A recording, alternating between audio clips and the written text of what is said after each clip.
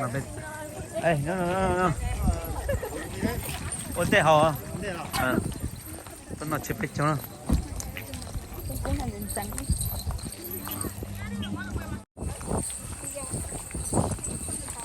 thò nhá phải lên nữa nhá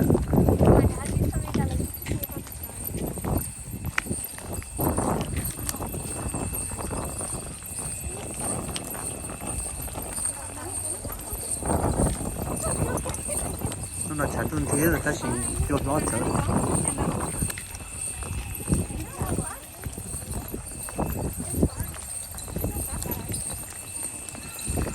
nói là nó last day ở chẳng được cố định là chống cực kia nó nói thằng thò nó nói nó nâng chống sập lớn nó cái trường online ba giờ cầm thầu chưa biết chưa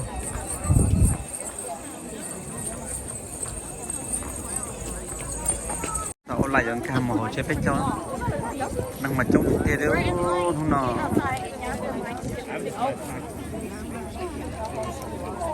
mấy thằng nhỉ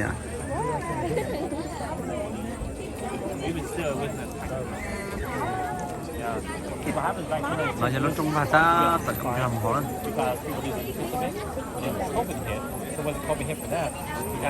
nên trong một nó đấy chơi giống lỡ phải thắng của ta toàn khắp là họ chế bé cho nó cái này tu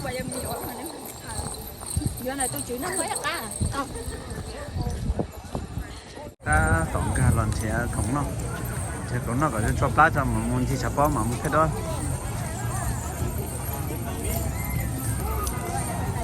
nung nói là nung cơ nó chả có nhá học phải xin nó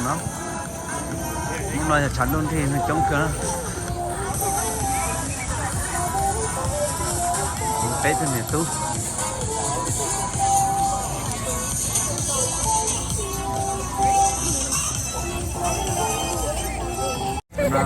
nó thay đổi nè tất cả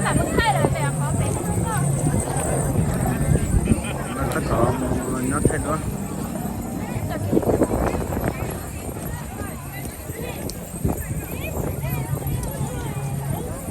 nó chống lên tên luôn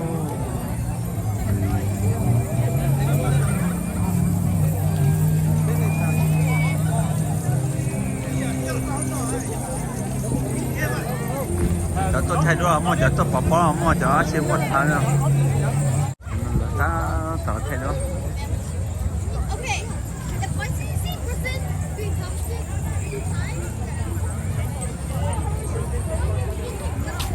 thằng này lên sẽ thay đổi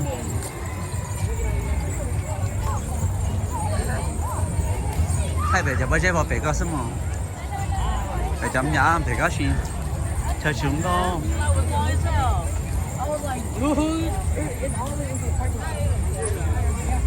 thấy không?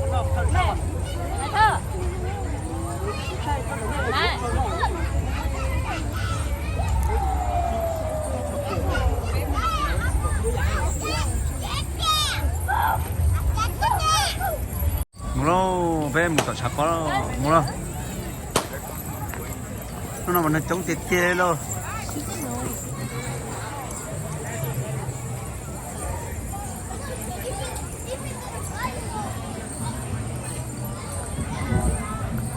sai lỡ làm họ nó chế làm nó ok hôm nay bà chơi là nó tung và chế biết cho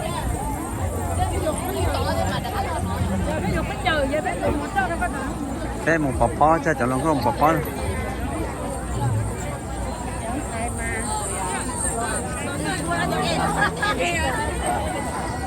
bò thế à nó được cũng mà khỏe nha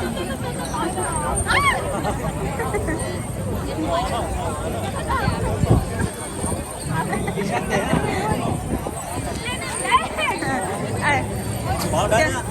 bỏ đấy nha nè lên cái bóng này nha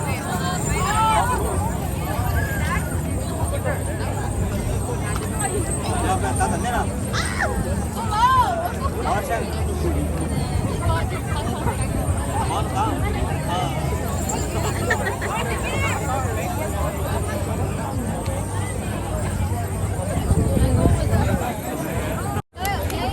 thôi nó là tức bỏ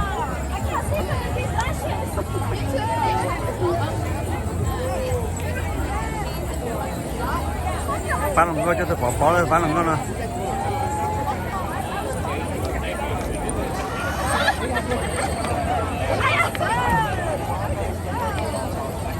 bọn cho chấm nhiều lần thôi đó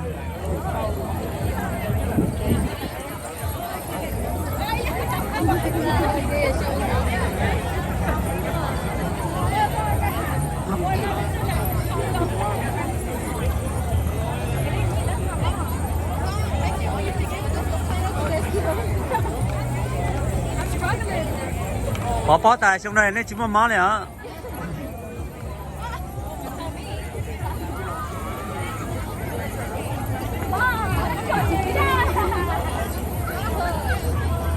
mẹ có bỏ bông cái thịt nhá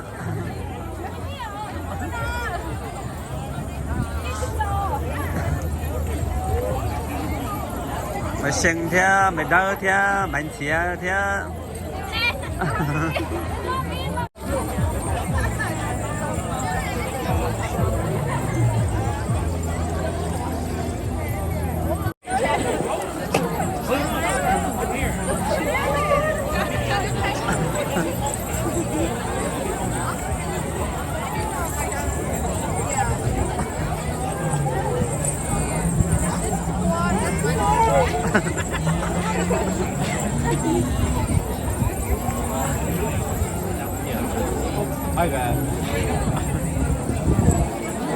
chấm nhà tôi nói là bỏ nó chấm nhà lưng con nè tôi chạy bỏ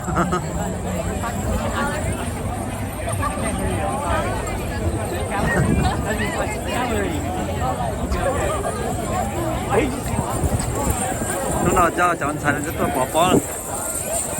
bỏ là chấm nhà tôi nói nó tôi bỏ bể dùng bà tôi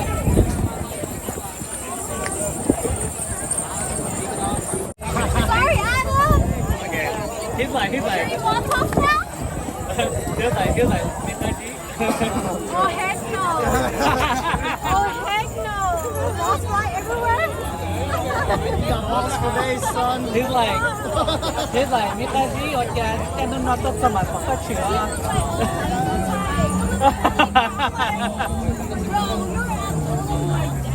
một trong sai đó cho là tôi thay đổi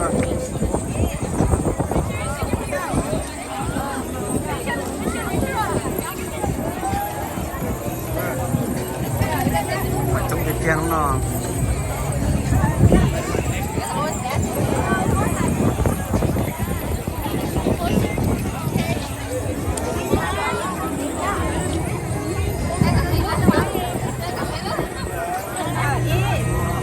nhưng mà trong cái chứ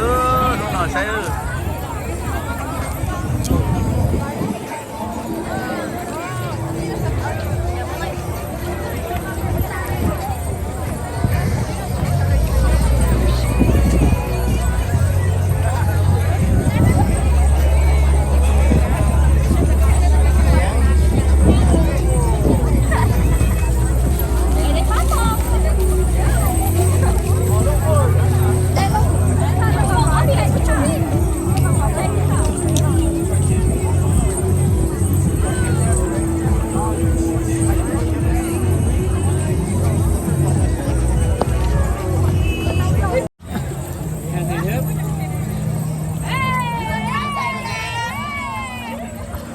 Got it, cool, thank you.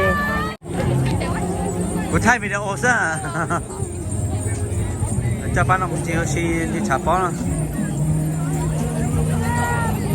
nói là nút cờ đó nút cờ để chả bó rồi và fresh nó cho một bán菜呢都唔知chả bó xin nó chắn东西đó nó chắn东quốc cơ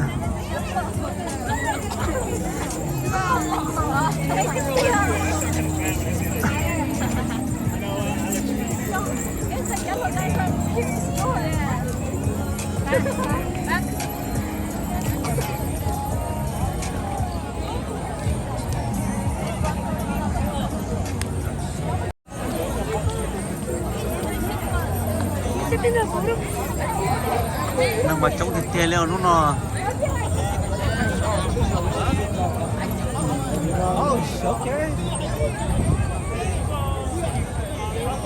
lúc nào mà chán đông thì sơn không chống chập vào đó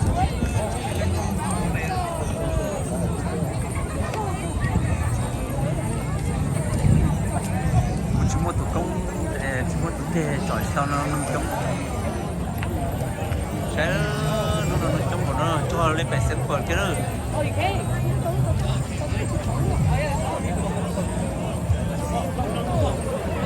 ý dạng cũng không bẻ xem còn cái đó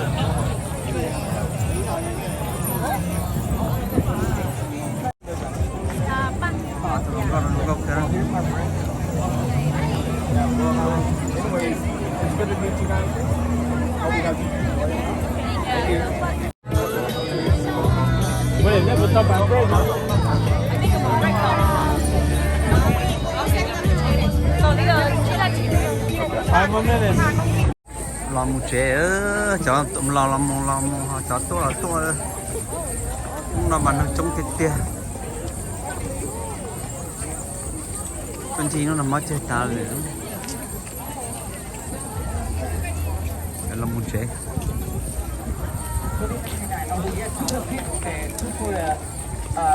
cho tôi là chẳng nhất chua hả cho One to be, if you get one to be 35 a piece, because 2 for 7, right? Cheaper. So she can buy one, you can get one. See, 35 only. But I give you all of that. But if you want only one,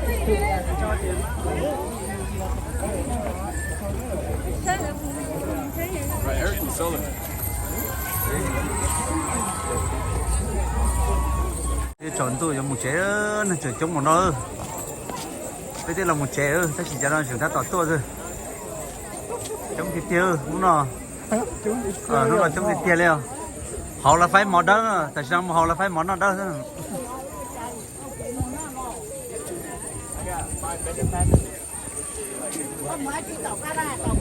ừ xin nào thì cho bé mong thì chọn tôi chỉ chọn cho trường to mà nó đó bây giờ là một trẻ gì phía trước là một trẻ mình trong thịt kia đúng không xí xí rồi là xong rồi